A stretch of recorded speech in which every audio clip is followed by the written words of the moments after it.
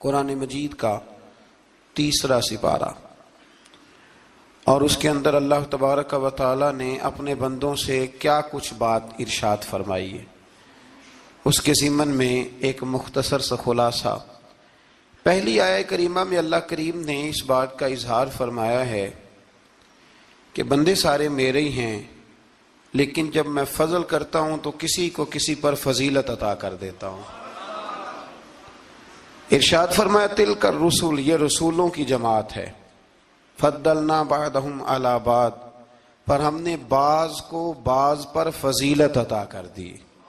پہلی آیت 3 سپارے کی، رسول ہونے میں نبی ہونے میں سارے برابر ہیں، پر ہم نے بعض کو بعض پر فضیلت دے دی۔ فرمایا منہم من کلم اللہ ورفع بعضهم درجات۔ کیا خوبصورت انداز ہے، ارشاد فرمایا جا رہا ہے کہ ان میں سے کچھ ایسے ہیں جن سے اللہ نے کلام فرمایا ہے، اور بعض ایسے ہیں جنہیں اللہ نے درجوں میں اس سے بھی زیادہ بلندی عطا فرما دی۔ کوئی رہ فلک کو تیار گیا تے کوئی جا سدراتے ہار گیا، ایک کالیاں زلفاں والا سی جڑا لنگر شاہ تو بھی پار گیا۔ انداز دیکھیے، فرمایا کچھ سے کلام کیا اور کچھ کو پھر میرے رب نے درجوں میں اور بلندی عطا فرما دی۔ اب اللہ جس کو بلندی عطا کرے وہ کتنی بلندی پہ گیا ہے اس کا کوئی اندازہ کر سکتا نہیں۔ تو میرے اللہ نے بھی نہ بات کھلی چھوڑ دی، فرمایا چلو حساب لگاتے رہو۔ اعلیٰ حضرت فرماتے ہیں کمان امکان کے جھوٹے نقطوں، تم اول اور آخر کے پھیر میں ہو، محیط کی چال سے تو پوچھو وہ کدھر سے آئے اور کدھر گئے تھے۔ وہ تو بات بڑی دور نکل گئی، تم ابھی تک اس چکر میں ہو کہ کہاں سے آئے اور کہاں گئے۔ محمد سر وحدت ہے، کوئی رمز ان کی کیا جانے، شریعت میں تو بندے ہیں حقیقت میں خدا جانے۔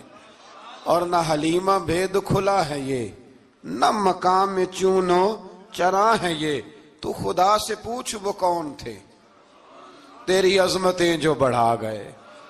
لباس آدمی پہنا تو جہان آدمی سمجھا، وہ مزمل بن کے آئے تھے تجلی بن کے نکلیں گے۔ تو پہلی آیت میں ہی اللہ تعالیٰ نے اپنے انبیاء کی اور اپنے محبوب کی عظمت کو بیان فرمایا ہے۔ پھر اللہ تبارک و تعالیٰ نے اس سے اگلی آیات کے اندر اپنی راہ میں خرچ کرنے کا حکم دیا، اور پھر آگے بڑھ کے نا اللہ تبارک و تعالیٰ نے اسی پارے میں وہ عظیم آیت ارشاد فرمائی جسے آیت الکرسی کہا جاتا ہے۔ آیت الکرسی میں اللہ تعالیٰ کی عظمتوں کا بیان ہے، شانوں کا بیان ہے، بلندیوں کا بیان ہے، اور اس کے کمال اختیار اور کمالات کا بیان ہے۔ اور یہ وہ خوبصورت آیہ کریمہ ہے آیت الکرسی۔ یہ حدیث آپ نے آج رٹ لینی ہے، یہ رٹ لینی ہے آپ نے حدیث، اور اتنی پکی رٹنی ہے کہ میرا مشورہ ہے کہ بچوں کے کانوں میں بھی بتانی ہے کہ یہ کام بھولنا نہیں۔ نبی پاک علیہ السلام نے فرمایا جو ہر فرض نماز کے بعد آیت الکرسی پڑھے گا نا، وہ مرنے سے پہلے پہلے جنت میں اپنا مقام دیکھ لے گا۔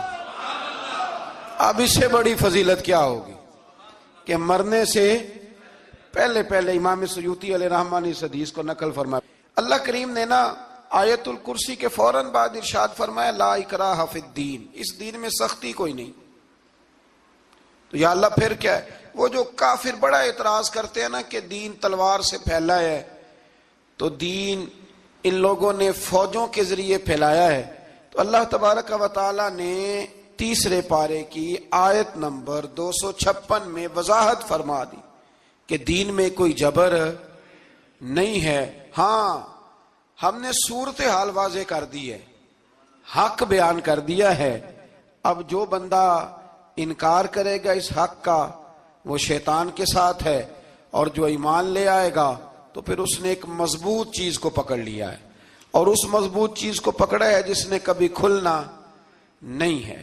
فرمایا دین میں کوئی جبر نہیں، سختی نہیں، لیکن نا دل اللہ کے کنٹرول میں ہے نا سارے، تو اللہ اگر چاہے تو سارے کافروں سے کلمہ پڑھوا دے، لیکن رب فرماتا ہے میں تمہیں حق بتاؤں گا، مان لو گے تو جنت ہے، نہ مانو گے تو جہنم ہے۔ تو اس لیے جبر والی بات کوئی نہیں۔ آگے اللہ تعالیٰ نے نا اسی پارے میں ارشاد فرمایا کہ اے محبوب علم تر الی الذی حاج ابراہیم فی ربہ، یہ بھی ایک انوکھی فطرت ہے انسان کی جس کو اللہ تعالیٰ نے اس بارے میں بیان فرمایا۔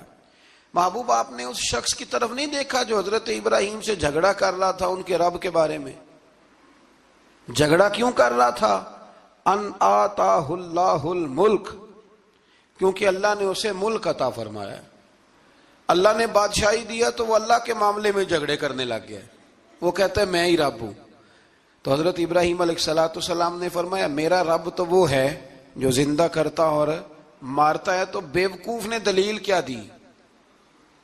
نمرود کہنے لگا میں رب ہوں، تو فرمایا میرا رب وہ ہے جو زندہ کرتا اور مارتا ہے، تو کہتا ہے میں بھی زندہ کرتا ہوں مارتا ہوں، دلیل کیا ہے؟ ایک سزائے موت کا قیدی منگایا اور حضرت ابراہیم علیہ السلام کے سامنے کہنے لگا بھی تمہاری سزا کیا تھی؟ وہ کہنے لگا کل پرسوں پھانسی ہونے والی تھی۔ کہنے لگا جاؤ تم آزاد ہو۔ کہنے لگا دیکھ لو میں نے زندگی دے دی نا، حالانکہ یہ پرسوں مر جاتا۔ اور ایک بے گناہ کو پکڑا، تلوار ماری اور قتل کر دیا۔ کہنے لگا دیکھو میں بھی تو زندگی اور موت دیتا ہوں۔ اب حضرت ابراہیم اس کی اس دلیل پر اعتراض کر سکتے تھے، آپ نے خاص غور کرنا ہے بات پہ، اعتراض کر سکتے کہ تو پاگل ہے، زندگی تو یہ ہے نا کہ جس کو تلوار سے مارا ہے اسے اٹھا کے دکھا، یہ اعتراض ہو سکتا تھا۔ لیکن جب کوئی بیوقوفوں جیسی دلیل دے نا، تو علم مناظرہ کا اصول یہ ہے کہ پھر اسے اس کی زبان میں جواب دیا جاتا ہے، پھر اسے یعنی پھر اس کو یہ نہیں آپ کہیں گے کہ یہ تو نے کیا کیا۔ اب جس طرح کا منہ ہوگا تھپڑ بھی، یہ بزرگوں کی مثالیں ہیں نا، تو اس نے کہا جی دیکھو میں نے بھی بندہ ایک زندہ کر دیا ایک مار دیا ہے۔ اب یہ اس کی بیوقوفوں جیسی دلیل تھی، لیکن چونکہ بندہ ہی بیوقوف تھا تو اس کی اس کو سمجھ نہیں آنی تھی، تو حضرت ابراہیم نے دلیل بدل لی اور آپ فرمانے لگے چلو پھر اگر یہی بات ہے تو میرا رب وہ ہے جو سورج کو مشرق سے نکالتا ہے اور مغرب میں غروب کرتا ہے۔ تو اگر رب ہے نا تو اس طرح کر، فاتی بہا من المغرب، تو اسے مغرب سے نکال۔ چل یہ تو نے زندہ مردہ کر کے دکھا دیا نا، تو مغرب سے نکال۔ فبہت الذی کفر، تو کافر پریشان ہو گیا، اس لیے کہ وہاں سے نکال سکتا نہیں تھا۔ تو جب آپ کسی سے گفتگو کرتے ہیں نا تو الجھے نہیں، بات ایسی کریں جس کا کوئی جواب موجود نہ ہو۔ یہاں مفسرین نے ایک بڑی شاندار بات لکھی ہے۔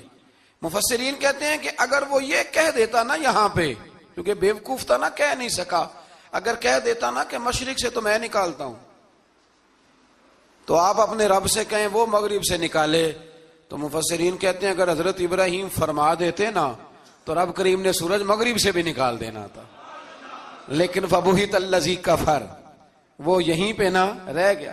اللہ کے بندے ہیں نا، امام اعظم ابو حنیفہ رحمت اللہ علیہ کے سامنے ایک دہری آ گیا، وہ کہتا تھا کہ ساری مخلوق خود بخود بنی ہے۔ تو امام صاحب نے بھی علم مناظرہ کے ساتھ اس کے ساتھ گفتگو کی، وہ کہنے لگا جی خود بن گیا سارا کچھ۔ تو امام صاحب کہنے لگے چل چھوڑ، کل بات کریں گے تیرے ساتھ۔ وہ کل دوبارہ آیا تو امام اعظم دریا کے کنارے کھڑے تھے، کہنے لگا امام صاحب بڑے پریشان کھڑے ہو؟ تو آپ فرمانے لگے پریشان اس لیے ہوں کہ میں نے عجیب ہی نظارہ دیکھا ہے، ابھی ابھی ایک درخت خود بخود کٹا ہے اور خود بخود اس کے تختے بن گئے، خود بخود رندا چلا ہے، خود بخود کشتی بن گئی ہے، خود بخود دریا میں اتری ہے، اور خود بخود کچھ بندوں کو ادھر لے کے آنے لگ گئی ہے، کچھ کو یہاں سے ادھر لے کے جانے لگ گئی ہے، سارا کچھ خود۔ وہ کہنے لگا حضور سیانے بیانے بندے ہیں، کبھی کشتی بھی خود بخود بنی ہے، کبھی بندے خود بخود ادھر سے ادھر بھی گئے ہیں۔ آپ فرمانے لگے کشتی خود بخود نہیں بن سکتی تو اتنی بڑی کائنات خود بخود کیسے بن گئی؟ اور اگر بندے ادھر سے ادھر خود بخود نہیں آ سکتے تو بتا یہ سورج اور چاند خود بخود ادھر سے ادھر کیسے روز چلے جاتے ہیں؟ تھوڑی دیر چپ رہا، پھر آ کے امام اعظم کے ہاتھ چومے اور کہنے لگا آپ نے تو کمال کر دیا، میرا ذہن صاف ہو گیا، مجھے کلمہ پڑھائے، میں بھی مدینے والے محبوب کا غلام بن جاتا۔ تو پکی دلیلوں کے ساتھ گفتگو کرتا ہے قرآن پاک، پکی دلیلیں۔ یہ آیت سبق یہ دیتی ہے کہ آپ کسی سے بات کریں تو، اب چونکہ سپارہ لمبا ہے بات رہ نہ جائے، پر یہ مضمون اتنا شاندار ہے کہ میرا یہاں رکنے کو دل کرتا ہے۔ وہ ہمارا نظریہ یہ ہے کہ امام کے پیچھے سورۃ فاتحہ نہیں پڑھنی، اگرچہ جو پڑھتے ہیں اس پر کوئی سخت فتویٰ نہیں ہم دیتے، بعض آئمہ پڑھتے ہیں، لیکن سمجھانے کے لیے امام اعظم ابو حنیفہ رحمۃ اللہ علیہ کی رائے ہے کہ امام کے پیچھے سورۃ فاتحہ نہیں پڑھنی. ہمارے پاس دلیل ہے، قرآن کہتا ہے جب قرآن پڑھا جائے تو خاموشی سے سنو، اور حضور کا فرمان موجود ہے مصنف ابن ابی شیبہ میں کہ امام کی قرات ہی مقتدی کی قرات ہے. بزرگ کہتے ہیں کہ دلیل اس طرح کی دو کہ سامنے والے کے ذہن تک بات پوری اتر جائے، آپ اسے سمجھا پائیں. امام صاحب نے جب یہ بات ارشاد فرمائی تو کچھ لوگ آپ سے مناظرہ کرنے آ گئے، 15-20 لوگ تھے. ایک ادھر سے بولتا پڑھنی چاہیے صورت امام کے پیچھے، ایک ادھر سے بولتا پڑھنی چاہیے، ایک ادھر سے بولتا. تو امام اعظم ابو حنیفہ فرمانے لگے تم سارے پڑھے لکھے لوگ ہو، یہ گفتگو کا طریقہ ہے؟ اس طرح بات کرتے ہیں کسی کے سامنے؟ میں اکیلا ہوں اور تم 15 لوگ ہو، کوئی ادھر سے بولتا ہے کوئی ادھر سے بولتا ہے، طریقہ کرو کوئی بات کا. وہ چپ کر گئے، کہنے لگے ویسے ٹھیک تو ہے، ہم تو غیر مہذب ہو گئے. تو امام صاحب کہنے لگے ایک بندے کو منتخب کرو، وہ میرے سامنے آئے. انہوں نے ایک بندہ منتخب کر لیا. وہ کہنے لگا جناب یہ ہمارا نمائندہ ہے، یہ اگر جیت گیا تو ہم سارے جیت گئے، یہ اگر ہار گیا تو ہم سارے. تو امام صاحب کہنے لگے کیوں منتخب کیا؟ کہنے لگے جی سارے بولیں گے تو سمجھ نہیں نہ آئے گی کوئی کیا کہہ رہا ہے، کوئی کیا کہہ رہا ہے، کوئی کہاں ہے کوئی کہاں ہے. تو امام صاحب کہنے لگے میرا بھی مسئلہ یہی ہے، ایک الحمدللہ رب العالمین پہ ہے اور دوسرا صراط الذین انعمت علیہم پہ ہے. تو میں بھی کہہ رہا ہوں کہ جو امام آگے لگا لیا نا اس پر اعتبار کرو، اس پر اعتبار کرو. تو دلیل وہ دیں کہ جو دلیل سامنے والے کے ذہن میں اتر جائے. چلیں جی تھوڑا آگے چلتے ہیں. اللہ کریم نے نا آگے ایک اور مثال بیان کی. یہ جو بہت سارے لوگوں کے دلوں میں خیال آتا ہے نا قبروں میں جائیں گے ہڈیاں گل جائیں گی سڑ جائیں گی تو کیسے اٹھیں گے، تو اسی پارے کی آیت نمبر 259 میں اللہ تعالیٰ نے ہمارا وہ مسئلہ بھی حل کیا اور 2 واقعات تفصیل کے ساتھ تیسرے پارے میں بیان فرمائے. اللہ کریم فرماتے ہیں کہ کیا آپ نے اس شخص کو نہیں دیکھا کہ جو ایک ایسی بستی پر سے گزرا وَهِيَ خَاوِيَةٌ عَلَىٰ عُرُوشِهَا، جو اپنی چھتوں کے بل گری پڑی تھی، یعنی بستی تباہ ہو گئی تھی. وہ آدمی وہاں سے گزرا، وہ حضرت عزیر علیہ السلام تھے. بہت سارے مفسرین کے نزدیک بعض نے یہ لکھا ہے کہ چونکہ یہاں اللہ نے کسی کا ذکر نہیں کیا تو ہم بھی کسی کو مخصوص نہیں کرتے، لیکن کثیر کی تعداد یہ ہے کہ حضرت عزیر تھے. آپ گزرے ایک بستی میں تو آپ نے دیکھا کہ وہ بستی تباہ حال ہو گئی ہے اور زمین پلٹ دی گئی ہے، چھتوں کے اوپر لوگ مرے ہوئے پڑے ہیں. تو آپ کے دل میں خیال آیا کہ یا اللہ تو انہیں کیسے زندہ کرے گا بعد موتہا، مرنے کے بعد. خیال آیا، اللہ کریم نے نا انہی پہ موت طاری کر دی، حضرت عزیر علیہ السلام پہ. ان کے پاس تھوڑا سا کھانا تھا، ایک گدھا تھا، درخت کے نیچے لیٹ گئے گدھے کو باندھ کے. اللہ تعالیٰ نے ان پر نیند طاری کی اور وہ 100 سال تک سوتے ہی رہے. وہ بے آباد بستی آباد ہو گئی، وہاں شہر آباد ہو گیا، دنیا آباد ہو گئی، زمانہ آباد ہو گیا. آپ جب سوئے تو آپ کی عمر مبارک 40 سال تھی. 100 سال کے بعد اٹھے، ثم بعثا، جب اٹھے قال کم لبثت، اللہ نے فرمایا کتنی دیر سوئے؟ قال لبثت یوما او بعد یوم، کہنے لگے یا ایک دن سویا ہوں یا دن کا تھوڑا سا حصہ. تو رب کریم نے فرمایا نہیں، آپ تو 100 سال تک سوئے رہے. فرمایا وہ دیکھو ذرا گدھے کی طرف، وہ گدھا جو تھا نا ان کا وہ گل سڑ گیا، ہڈیاں بکھر گئیں، اور وہ جو کھانا تھا نا پھل تھے، شربت تھا، سالن تھا، اس کا حال یہ ہے کہ لم یتسنہ، وہ باسی بھی نہیں ہوا. یہ ہے میرے رب کی قدرت. جس نے پہلے گل سڑ جانا تھا وہ باسی بھی نہیں ہوا اور وہ گدھا اس کی ہڈیاں بھی بکھر گئیں. تو رب کریم نے فرمایا سمجھ آئی ہے میں مردے کیسے زندہ کروں گا؟ عرض کی یا اللہ ایسی سمجھ آئی ہے جو کبھی بھولے گی بھی نہیں. 100 سال تک سوئے رہے. یہ بڑا لطیف واقعہ ہے. حضرت عزیر علیہ السلام اٹھ کے نا تو اپنے گھر گئے تو کوئی پہچانتا ہی نہیں تھا. ایک بوڑھی اماں جس کی عمر بہت زیادہ ہو گئی تھی اس کو جا کے سلام لی تو آپ فرمانے لگے اس اماں سے یہ عزیر کا گھر ہے؟ تو اماں فرمانے لگی ہاں ہے تو عزیر کا، لیکن وہ تو 100 سال پہلے غائب ہوئے، دوبارہ آئے ہی نہیں. آپ فرمانے لگے اماں میں ہوں عزیر.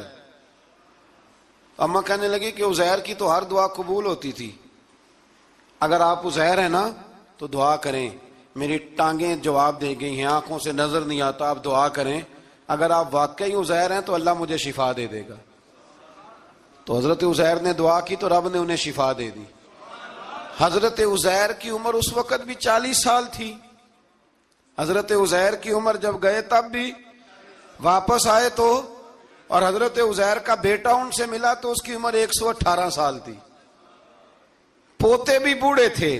لوگوں نے حضرت عزیر علیہ السلام سے کہا یہ کیا ہے؟ فرمانے لگے یہ میرے اللہ کی قدرت ہے، یہ میرے رب کی قدرت ہے۔ آج بھی آپ دیکھ لیں کہ کچھ لوگوں کے بال ساری زندگی سفید نہیں ہوتے، اور کچھ 17 سال کے 16 سال کے نوجوان ہیں تو سارا سال ان کا سفید ہو جاتا ہے، علامات وہ آ جاتی ہیں جو بوڑھوں میں ہوتی ہیں۔ تو اللہ تبارک و تعالیٰ نے فرمایا کہ یہ ہماری قدرت ہے، اس طرح کر کے ہم مردوں کو زندہ کریں گے۔ جب مومن قبروں سے اٹھیں گے نا، مومن آنکھ کھلے گی تو کہیں گے سویرا ہو گیا، جیسے ابھی سوئے تھے نا، کہیں گے دن چڑھ گیا، تو اللہ فرمائے گے ہاں دن بھی چڑھ گیا ہے اور رب رسول کے دیدار کا نظارہ بھی تمہیں دیا جائے گا، اٹھو بڑی شاندار صبح ہوئی ہے۔ اور کافر جب اٹھے گا تو کہے گا اوہو اب میرے لیے کیا نئی سزا ہے۔ تو اس سے بالکل آگے متصل حضرت ابراہیم علیہ السلام کا وہ واقعہ اسی پارے میں ذکر کیا گیا ہے۔ جب حضرت ابراہیم علیہ السلام نے کہا تھا کہ اے اللہ مجھے دکھا تو مردے کیسے زندہ کرے گا، تو رب کریم نے فرمایا یقین نہیں، عرض کی یا اللہ اطمینان قلبی کے لیے۔ ایک علم الیقین ہوتا ہے، ایک عین الیقین ہوتا ہے، ایک حق الیقین ہوتا ہے۔ کہا یا اللہ میں اطمینان قلبی کے لیے، تو اللہ نے فرمایا 4 پرندے لے لو۔ حضرت ابراہیم علیہ السلام نے 4 پرندے لیے، کچھ نے لکھا ہے کوا تھا، مور تھا، مرغی تھی، کبوتر تھا، مختلف نام آئے۔ وہ 4 پرندے لیے، پھر ان کو ذبح کیا، پھر ان کا قیمہ بنایا، پھر گوشت ایک دوسرے میں مکس کیا، پھر 4 مختلف پہاڑیوں پہ رکھا۔ اللہ نے فرمایا مکس ہو گئے نا آپس میں، اب تم آواز دو۔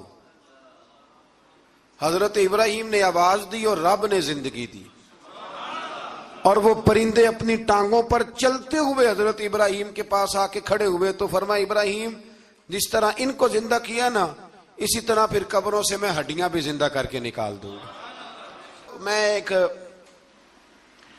فلسفی کو پڑھ رہا تھا، یہ ہمارے جدید دور کے فلسفی بڑے عجیب باتیں کرتے ہیں۔ وہ کہتے ہیں جی ہوا ایسی چلتی ہے کہ انسان قبر میں ہوتا ہے تو ہڈیاں گل سڑ جاتی ہیں تو کوئی بھی نہیں بچتا، اور پھر آپ کہتے ہیں کہ کچھ کو عذاب ہوتا ہے کچھ کو ثواب ہوتا ہے۔ تو قبر کے اندر جب مردے چلے گئے تو آپ یہ بھی کہتے ہیں بعض لوگ ایک ایک قبر سے 70 اٹھیں گے تو ایک کو عذاب ہو رہا ہے ایک کو ثواب ہو رہا ہے، یہ کیا ماجرا ہے؟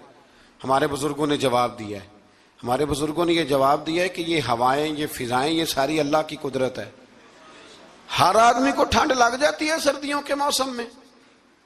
میں نے کچھ ایسے بندے دیکھے ہیں، بلکہ کوئی مجھے کہے گا تو میں دکھا دوں گا، ساری سردیاں سویٹر نہیں پہنتے، پھر فوت ہو جاتے ہیں، اور کئیوں نے 6 پہنے ہوتے ہیں، پھر بھی دانت کے ساتھ دانت بج رہا ہوتا ہے، وہ کہتے ہیں توبہ توبہ بڑی ٹھنڈ ہے۔ یہ بھائی آب و ہوا ایک ہی ہے، لیکن وجود کے اثر قبول کرنے کے معاملات بھی اور ہی ہے۔ یہی معاملہ قبر میں ہوگا۔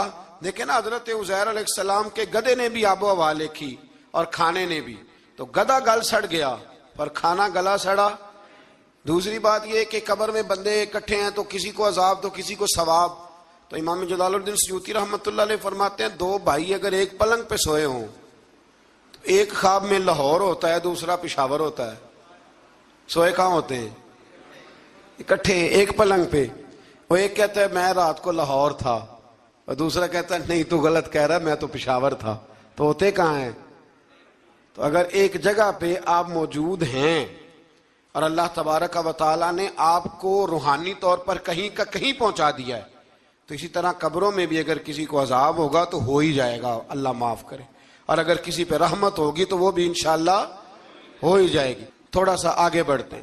پھر اللہ تبارک و تعالیٰ نے نا اپنی راہ میں خرچ کرنے کی بات ارشاد فرمائی۔ فرمایا اگر تم میری راہ میں خرچ کرو گے تو میں تمہیں 700 گنا کر کے واپس کروں گا۔ اللہ کی راہ میں خرچ کریں گے تو کتنا ملے گا؟ یہاں بھی معاملہ یقین کرنے کا ہے۔ قوم کو یقین آ جانا کہ ڈبل ہو جائیں گے تو ساری قوم لٹ جاتی ہے. اگر اتنا یقین ہو جائے نا ڈبل ہو جائیں گے تو لٹ جاتی ہے. تو اگر یہ بھی یقین ہو جائے نا کہ 700 گنا ہو جائیں گے تو پھر بھی میرا خیال یہ ہے کہ قوم لٹنے کو تیار ہو سکتی ہے. لیکن وہاں لٹ کے برباد ہوتے ہیں. رب رسول کے رستے میں لٹیں گے تو آنے والی نسلوں کو بھی اللہ آباد فرما دے گا, اللہ آباد کر دے گا آنے والی نسلوں کو. تو میرے دوستو تھوڑا سا آگے جب ہم اس پارے میں چلتے ہیں تو اللہ تبارک و تعالی نے 2 باتیں ارشاد فرمائی. ایک تو ارشاد فرمایا کہ شیطان تمہیں نا 2 چیزوں کے بارے میں اکثر ورگلاتا ہے. ایک تمہیں کہتا ہے کہ کنجوسی کرو, فقر تنگ دستی ہو جائے گی اگر خرچ کرو گے, اور دوسرا تمہیں کہتا ہے بے حیائی کرو. اللہ نے فرمایا یہ 2 کام تم نے کرنے نہیں, نہ تم نے بخل کرنا ہے اور نہ تم نے بے حیائی کرنی ہے. اور پھر آگے جا کے ارشاد فرمایا کہ دانائی بڑی حکمت ہے, عقل مندی بڑی حکمت ہے, زندگی دانائی سے گزارو. یؤتی الحکمت من یشاء, اللہ جسے چاہتا ہے حکمت عطا کرتا ہے. ومن یؤت الحکمت فقد اوتی خیرا کثیرا, اور جسے اللہ نے دانائی دی نا عقل, اللہ فرماتا ہے اسے ہم نے خیر کثیر عطا کی. کام سارے ہی ہو جاتے ہیں پر جو عقل کے ذریعے کیا جائے نا, شیخ سعدی نے کہا تھا اگر تیرے پاس 1 من علم ہے نا تو 10 من عقل کی بھی ضرورت ہے, پھر وہ علم آگے پہنچتا ہے. 10 من 1 من شعور کے ساتھ, دانائی کے ساتھ. میرے نبی کریم علیہ السلام نے نا بڑی دانائی کے ساتھ دین پھیلایا ہے, بڑی حکمت کے ساتھ, بڑی خوبصورتی کے ساتھ. حضور نے, ایک شخص نے آ کے کہا یا رسول اللہ صلی اللہ تعالی علیہ وسلم میں 5 نمازیں نہیں پڑھ سکتا, 2 پڑھوں گا. تو صحابہ کہتے ہیں ہمارے دل میں خیال آیا کیسے اجازت ملے گی, نماز تو فرض عین ہے, ہر نماز کی ہر رکعت کا ہر سجدہ فرض ہے, اور یہ پوری 3 نمازوں کی چھٹی مانگ رہا ہے. لیکن حضور نے حکمت سے دین پھیلایا, دانائی سے. مسند امام احمد بن حنبل میں موجود ہے, حضور نے فرمایا اگر 2 نمازیں پڑھو گے 3 نہ پڑھو گے تو کلمہ تو پڑھ لو گے نا دل سے. حضور پڑھ لوں گا, فرمایا چل تو 2 ہی پڑھ لینا, کلمہ پڑھ صحیح. حضرت ابو ہریرہ کہتے ہیں اس نے 3 نمازوں کی چھٹی کی شرط پر کلمہ پڑھا, ابھی پورا ہفتہ نہیں ہوا تھا کہ اس نے 5 نمازیں کیا تہجد بھی شروع کر دی. اس شخص نے پھر اشراق اور چاشت بھی پڑھی, وہ ساری رات مصلی پہ بھی بیٹھا. لہذا دانائی کے ساتھ. گھر بھی آپ کا حکمت سے چلے گا, دانائی سے چلے گا. دکان بھی آپ کی حکمت اور دانائی سے چلے گی. تو مسلمان اس کو نہیں کہتے جو جذباتی ہو جائے, جو فٹافٹ مرانے پہ اتر آئے, اس کو کہتے ہیں جو بڑی دانائی کے ساتھ حکمت کے ساتھ چیزوں کو لے کے آگے بڑھتا ہے. پھر اللہ تبارک و تعالیٰ نے نا 5ویں سے 6ٹھے رکوع میں سود کی حرمت بیان کی. اور اللہ کریم نے فرمایا کہ یہ جو لوگ کہتے ہیں نا کہ سود بھی تجارت کی طرح ہی ہے, یہ بھی تو کاروبار ہی ہے, فرمایا قیامت کے دن یہ اس طرح کھڑے کیے جائیں گے جس طرح کسی کو شیطان چھو لینا. شیطان چھوتا ہے تو وہ آدمی یوں ہو جاتا ہے جیسے پاگل ہو گیا ہے. تو ان لوگوں کو جو سود اور کاروبار کو ایک کہتے ہیں, انہیں بھی قیامت میں پاگلوں کی طرح کھڑا کیا جائے گا. اور پھر اللہ تعالیٰ نے حکم دیا, فرمایا سود چھوڑ دو جو باقی رہ گیا ہے, اس سے جان چھڑا لو. اور اگر تم نے ایسا نہ کیا فَإِن لَمْ تَفْعَلُوا, اگر تم نے ایسا نہ کیا فَأْذَنُوا بِحَرْبٍ مِّنَ اللَّهِ وَرَسُولِهِ, پھر اللہ اور اس کے رسول سے جنگ کرنے کے لیے تیار ہو جاؤ. طویل ترین آیت قرآن مجید کی, آیت نمبر 282. اس میں اللہ تعالیٰ نے فرمایا جب بھی تم نے لین دین کرنا ہے اسے لکھنا ہے. ایک لفظ سے نا مجھے تو کئی دفعہ چڑی ہو جاتی ہے, وہ لفظ ہے کہ مجھے اعتبار ہے. میں کہتا ہوں کہ وہ والدین بڑے ظالم ہیں جو کہتے ہیں مجھے جوان بچی اکیلی کالج جاتی ہے تو مجھے اعتبار ہے.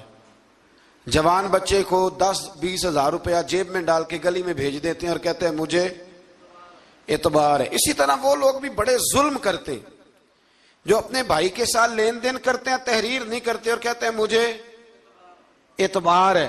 اللہ کو بھی تو اعتبار ہے نا اپنے بندوں پہ. تو رب فرماتا ہے میرے بندو جب لین دین کرو تو اسے لکھ لو. یہ قرآن کا حکم ہے, یہ میرے رسول کی سنت ہے, یہ میرے نبی کا طریقہ ہے. جب بھی لین دین کریں اسے تحریر کریں, اسے طے کریں, اچھے طریقے سے نوٹ کریں, تاکہ وہ کسی جگہ پہ جا کے بھی کوئی معاملہ بھی کمزوری کا باعث نہ بنے. تو اس آیہ کریمہ میں اللہ کریم نے یہ بھی ارشاد فرمایا کہ للہ ما فی السماوات و ما فی الارض، آگے جا کے فرمایا کہ زمین آسمان میں جو کچھ بھی ہے ان سب کا مالک اللہ ہے. ہمیں اللہ نے جو کچھ دیا نا وہ استعمال کرنے کے لیے دیا ہے. اگر ہم مالک ہوتے تو قیامت میں حساب نہ دیتے. مالکوں نے کبھی حساب نہیں دیا، حساب تو منشی دیتے ہیں.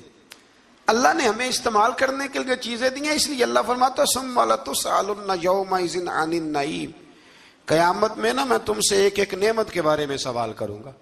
تو یہ ساری امانتیں ہیں اللہ کی، جتنا کچھ ہمارے پاس ہے، وہ کوئی بھی صلاحیت ہو، کوئی بھی قوت ہو، تو اس کو صحیح صحیح استعمال کریں امانت کو. پھر میرے عزیز، اللہ تبارک و تعالیٰ نے نا اس سورہ مبارکہ کے آخر میں ہمیں ایک دعا سکھائی ہے.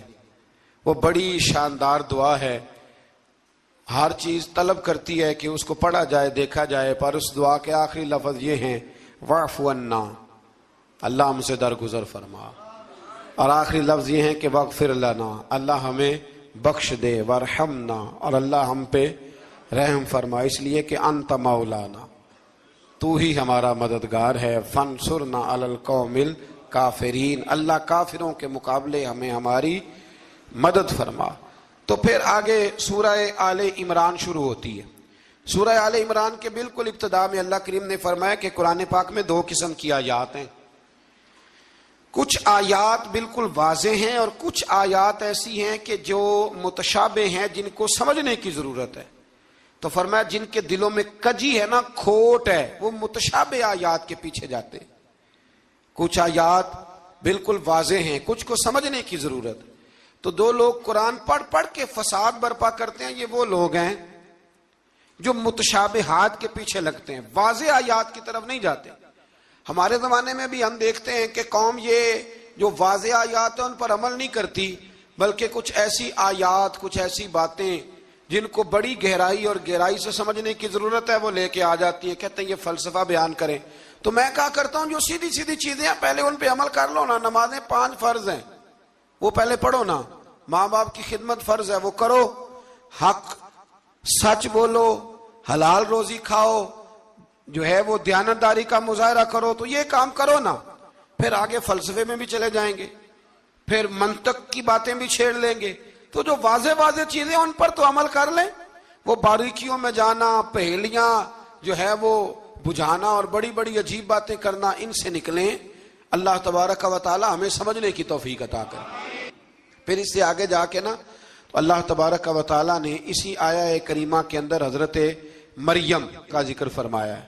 جناب مریم سلام اللہ علیہا اللہ تبارک و تعالی کی وہ پاک باز بندی ہیں جن کی ماں نے منت مانگی تھی کہ اللہ اگر تو مجھے بچہ دے گا نا تو میں وہ تیرے رستے میں دے دوں گی. یہ حضرت عمران علیہ السلام کی صاحبزادیاں جناب مریم اللہ کی ولیاں ہیں. عورت نبی ہو سکتی، یہ کیا ہیں؟ اللہ کی ولیہ.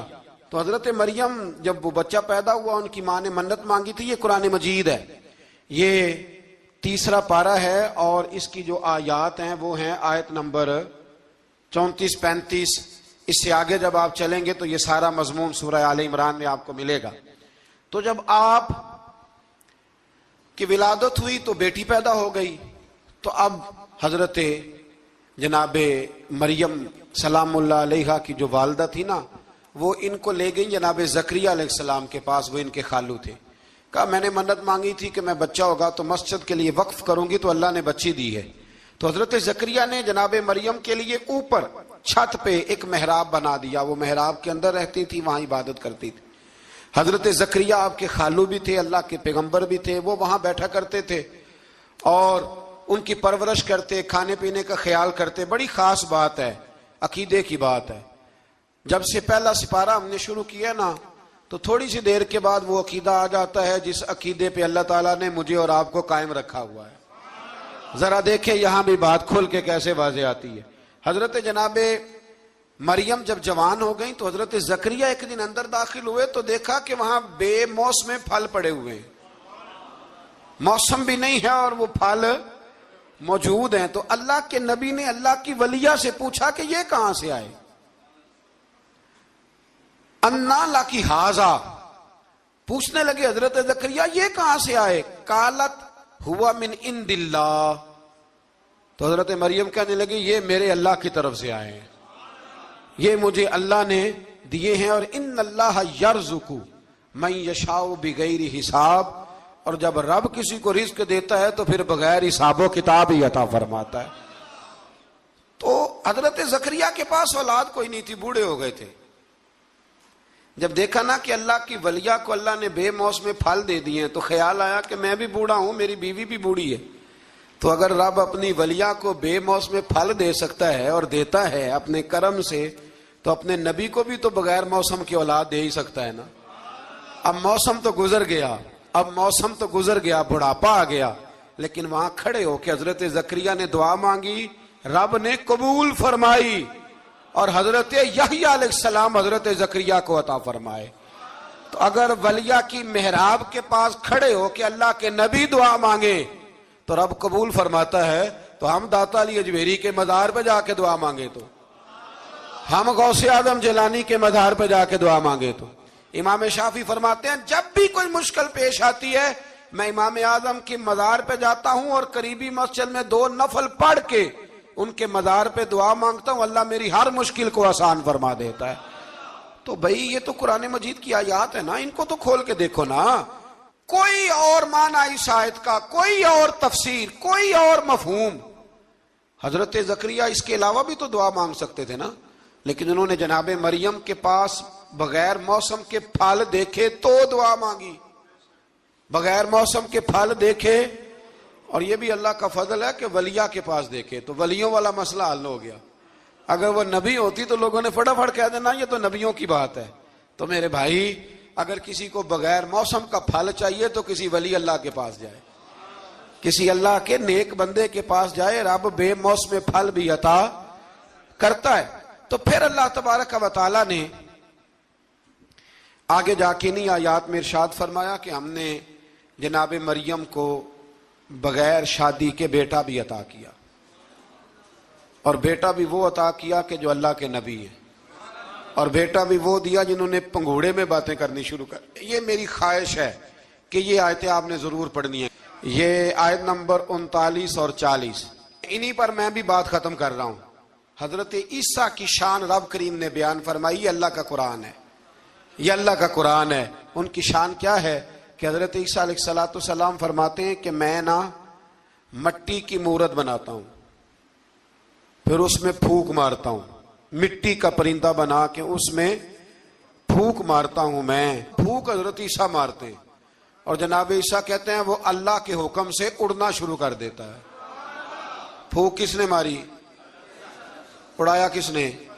وہ اتنی سی بات ہے, اس کو سمجھ لیں. حضرت عیسیٰ کہتے ہیں میں مٹی کی مورت بنا کے اس میں پھونک مارتا ہوں تو اللہ کے حکم سے زندہ ہو جاتی ہے, اڑنے لگتی ہے.